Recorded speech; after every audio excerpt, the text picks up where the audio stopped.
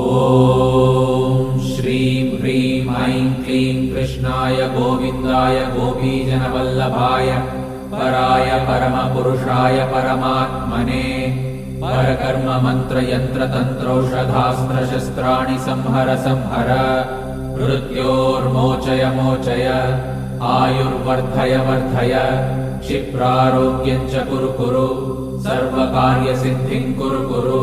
ॐ नमो भगवते महासुदर्शनाय दीप्त्रे ज्वालापरिवृताय सर्वारिष्टविनाशाय सर्वसम्पत्कराय सर्वदिक्शोभनकराय सहस्रज्वालाय परमात्मने परब्रह्मणे परञ्ज्योतिषे हुं फट् स्वाहा।